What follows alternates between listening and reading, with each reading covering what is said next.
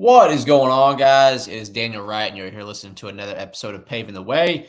And let's see, it's going to be a happy Sunday to you. So, guys, as you can see, I'm coming to you from our home office, which is also another bedroom in our house. It's a nasty, rainy day outside, and we are, um, I guess, catching up on some sleep and whatnot. We had our company Christmas party last night, so Saturday night we had our 2023 company Christmas party. We had, I think it was 25 of us.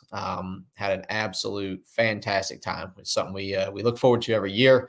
We always sit and talk about that. All throughout the year, kind of the running joke is, just make it to the Christmas party, just make it to the Christmas party, and because at the end of the day, there's some tough days, some long days, hot days, challenging days, things like that, and that's kind of always that little bit of a kind of comic relief to say, hey, just push a little bit harder, get to the Christmas party, it'll be worth it. We have a good time, but. No, we had everybody, their spouses, significant others, everybody who could make it last night. It was fantastic. We started the evening. Everybody came to our house. We had a little cocktail hour with some drinks and snacks and things like that.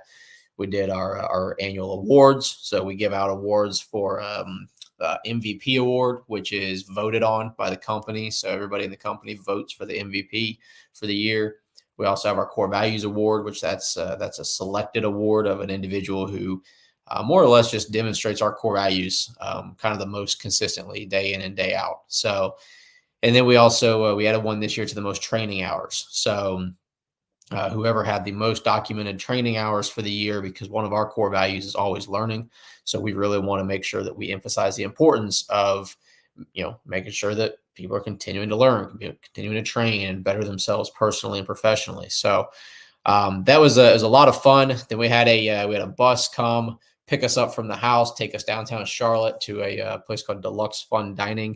It was a fantastic restaurant, a lot of really cool, different, just like themed drinks and food and just kind of bizarre stuff. I mean, it's like normal food, but served in a bizarre way that was kind of, just fun and exciting and whatnot. But we did that and then brought it all back to the house and everybody wrapped it up and called it a night. So, but like I said, it's just it's something fun that we all look forward to every year. We really enjoy getting to spend the time together, getting to bring people's spouses and their families in and just make it all one big thing. And ever since we started doing it at our house, starting that, I think we started that a year or two ago. It's just, it adds a different vibe to it. If anybody, you guys have followed my social media for a while, I wrote a post on Facebook about a year or so ago. And I think the post was about it was called Let Them In. And it was an interesting concept that my buddy Marvin, who ironically I'm wearing his hat here today with the blacktop banner, he was in town on some business stuff a year or so ago. And he was one of the first people I'd ever actually invited to my home and, broke bread with in my own house that was, from work. Right. So typically you have work friends and you have friends. And for a long time, I just always had this weird little divide between that. And for whatever reason, when he came by, I said, "Hey, why don't you come over to the house?" We sat out on the back porch for, 2 or 3 hours, just talking about life, business, family, friends, the industry, everything like that. So it was something that really opened my eyes to just kind of, just start letting people in. And what better way to do that with your own company than to just let the whole company into your home and all the people who make up that company, their families and things like that. Because ultimately, the life that we're getting to live and the life that we're getting to build is done with the help of all these people, the support of the spouses at home when we're working the long days or we're out of town, or the newer ones that we get on the team that they're just trying to kind of figure this all out. The veterans that we've had on the team for several years that they're just loving seeing the family grow. And so it was just a neat experience to start doing that.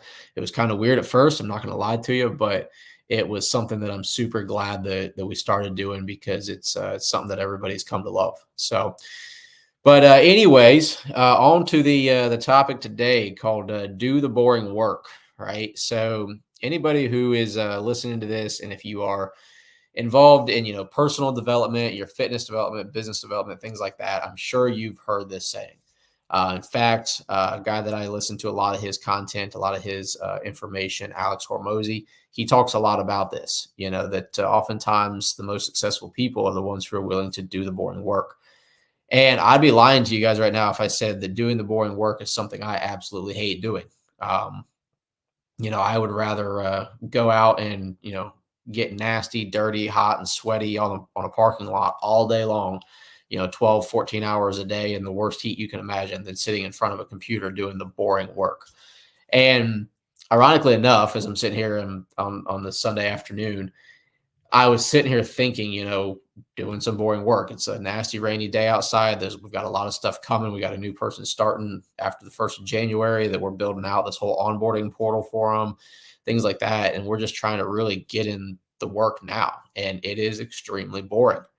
And so I said, you know what? I guess might as well get on and talk about doing the boring work, because as I've learned, as the business is growing, you know, a lot of folks, especially in our industry, you start out as a contractor who happens to own a company, right? You can do the work, you can paint the lines, you can do the asphalt, you can, whatever the trade is, right? And you can do all the work, but you don't really understand what it means to build the company to be able to have a system and a machine to do the work. Well, that's where doing the boring work starts to come into play, right? Documenting your processes, making training videos, having reviews, doing check-ins with people, inspecting what you expect, things like that that just aren't sexy. They're not fun. They're not exciting, but it's what makes up the foundation of what you're trying to build your company on, right?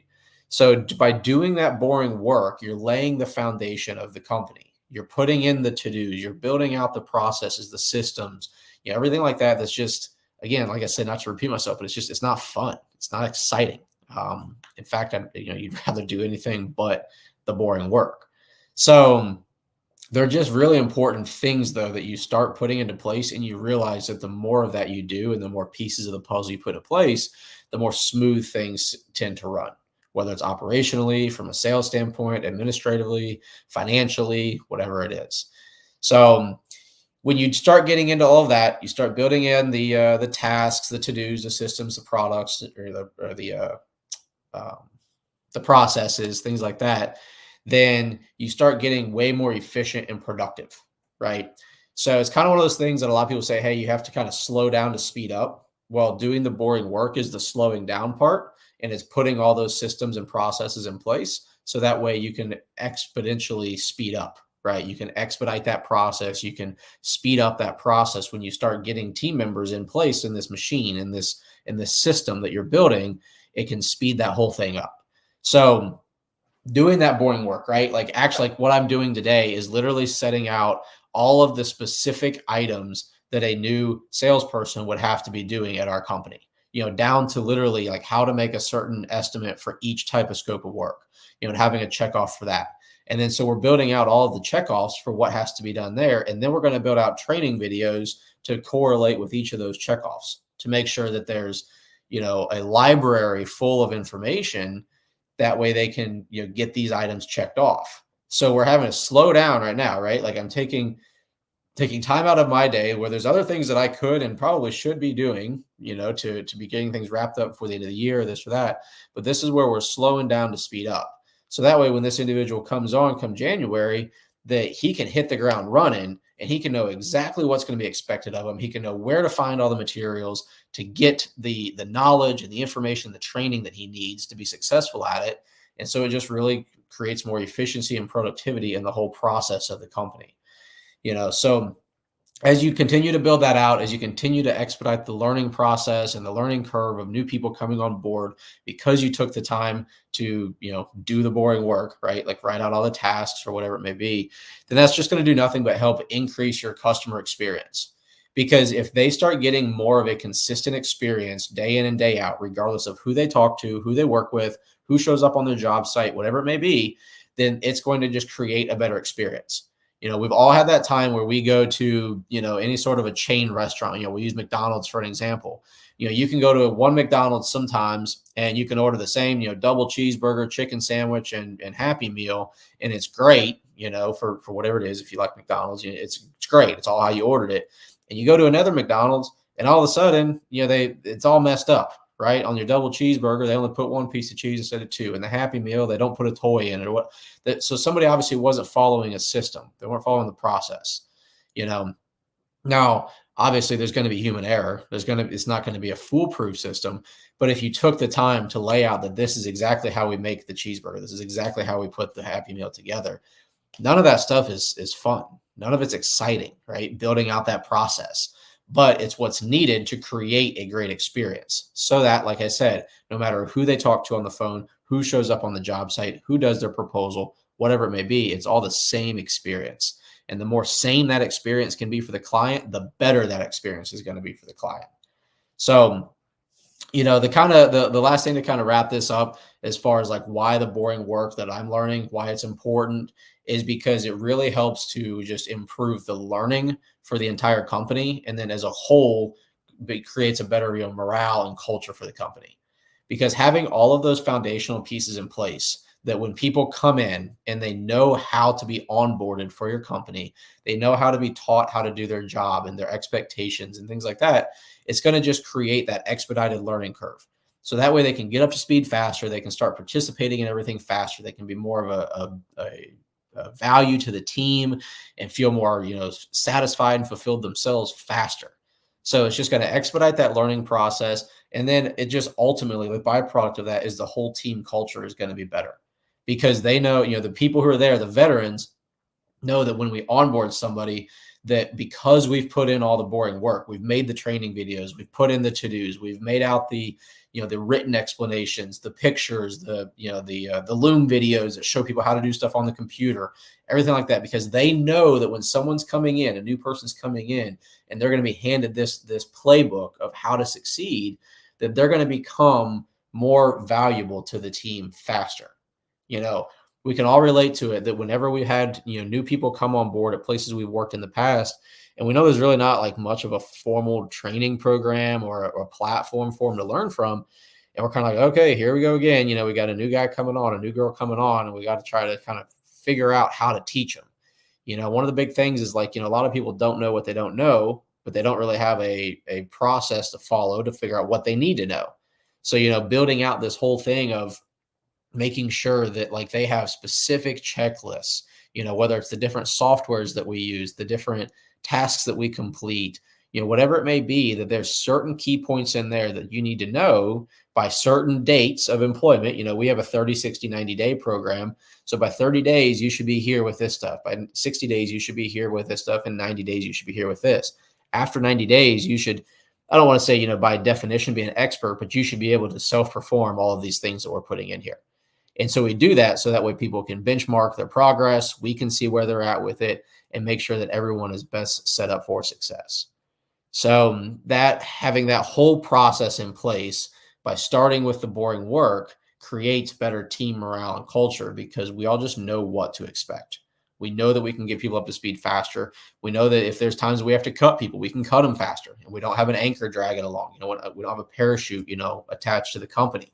So, not to drag this out too far, because, we don't want to be getting boring talking about boring work, but nonetheless, it's just it's a good reminder to me. I'd be lying to you if I didn't say that this discussion right here is something that I have to take my own advice on daily. If you ask Kelsey, if you ask anybody at work, I'm always like, what, do we really have to do this right now? Like, isn't there something more fun we could be doing, or more exciting, or more important? We want to think everything's important. It just means that it's an excuse to not do something boring. So, but I just wanted to share that with you guys today.